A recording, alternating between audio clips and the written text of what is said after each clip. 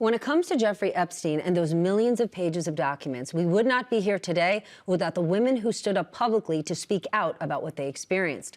And as we learn more about Epstein's years of abuse, it is important to remember this is not about partisanship. This is about power and privilege and the way people in those circles can abuse that. And we are learning so much about the huge network Epstein had with powerful and important men in technology, real estate, finance, entertainment, medicine, the law, academia, American and international politics, and yes, British royalty. Many of them who stayed in contact with Epstein even after he pleaded guilty to soliciting prostitution from a minor in Florida back in 2008.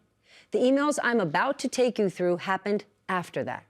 And these are just some of the people we learned about in this latest batch, because many of these documents have been heavily redacted. Not to mention the DOJ is still holding on to millions more pages, which they say they're not releasing. Let's start with Elon Musk, the richest man in the world and one of Donald Trump's most powerful allies. Last year, Musk posted online, quote, "Epstein tried to get me to go to his island and I refused." But here's the thing. The new documents show Musk tried to socialize with Epstein. In 2012, Musk asked Epstein, quote, "What day/night will be the wildest party on your island?" Now, over the weekend, Musk wrote, "I had very little correspondence with Epstein and declined repeated invitations to go to his island." But Musk did not appear to be addressing the emails around the party that he specifically had with Epstein, or the emails in 2013 that appear to show Epstein's staff coordinating a visit for him to SpaceX, one of Musk's many companies.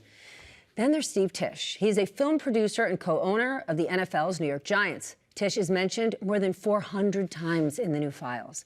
Messages between Tisch and Epstein show Epstein offering to connect Tisch to several women.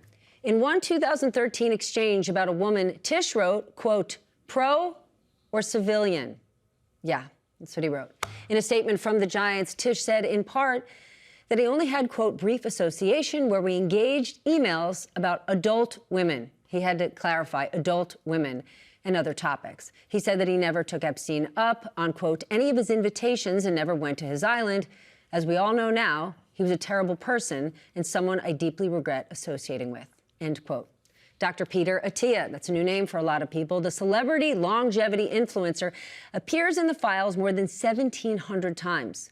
Their friendship appears to have started back in 2014 and included visits to Epstein's home in Manhattan, as well as occasionally crude emails about women.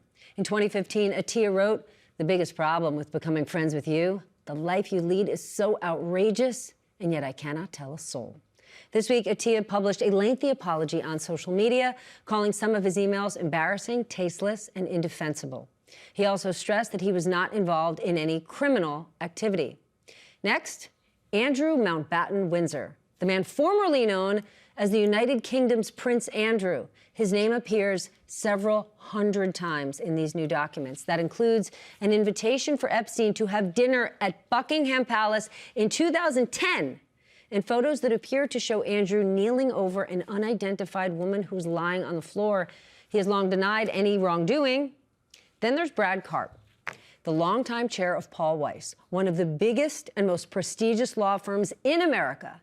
The documents show Epstein's team arranging for Karp's children to attend a Woody Allen film screening. In 2015, the day after a scheduled dinner, including Karp and Allen, Karp emailed Epstein to say, "You are an extraordinary host, and you're amazing." On Monday, the law firm issued a statement to the New York Times qualifying their interactions, saying Karp regrets those interactions. But by Wednesday, Karp abruptly stepped down as chairman of Paul Weiss. The Wall Street Journal reported some of the firm's top partners decided he could not continue in that role, though he does remain at the firm. Finally, Donald Trump's Commerce Secretary Howard Lutnick. Last year, Lutnick acknowledged that he used to be neighbors with Epstein. That happens, can't help that. And he chose to speak about when Epstein had he and his wife over for a tour of his home back in 2005. Watch this. We left. And in the 6 or 8 steps it takes to get from his house to my house, my wife and I decided that I will never be in the room with that disgusting person ever again. Really? So I was never in the room with him socially, for business, or for even philanthropy. If that guy was there, I wasn't going. because he's gross. He chose to say this a few months ago, that never after 2005. But here is what the New York Times said on Wednesday when the new Epstein files revealed about a trip Lutnick was planning with his wife and children. Quote, Lutnick planned a visit to Epstein's Island in 2012, long after 2005, though he previously said he severed ties with Epstein right around 2005. Reached by phone on Friday, Lutnick said he could not comment about the island visit because he had not seen the latest Epstein documents. Didn't say he didn't go, said he hadn't seen them. He said, I spent zero time with him. He then hung up. The gathering was set for December 23rd, 2012. One day later, an assistant to Epstein forwarded Lutnick a message from Epstein, and it said, nice seeing you. On Monday, Fox News' Laura Ingraham asked Deputy Attorney General Todd Blanche about the men who partied with Epstein, men like Donald Trump, before he became president. And a reminder, Blanche used to be Trump's personal attorney. Watch this. It is not a crime to party with Mr. Epstein. And so as horrible as it's not a crime to email with Mr. Epstein. And some of these men may have done horrible things. And if we have evidence that allows us to prosecute them, you better believe we will. But it's also the kind of thing that the American people need to understand, that it isn't a crime to party with Mr. Epstein. He's correct. It's not illegal to party with Jeffrey Epstein, but what the files reveal is how extensive Epstein's contacts were. Even after he pleaded guilty to soliciting prostitution from a child in 2008 and was sentenced to 18 months in prison. In the years after his conviction, that apparently did not matter for lots of powerful people until it did. And when their names resurfaced in connection with Epstein, some downplayed their contact with him, others denied the stories outright. But the documents revealed a different story. One of power and privilege, where some of the most powerful people acted as if they lived in a world different from the rest of us, one without consequences. But the more we learn, that might not be the case for much longer.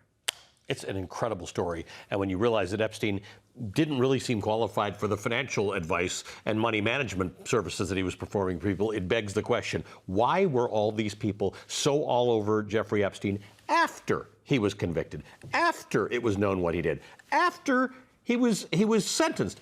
It boggles the mind. It sure does.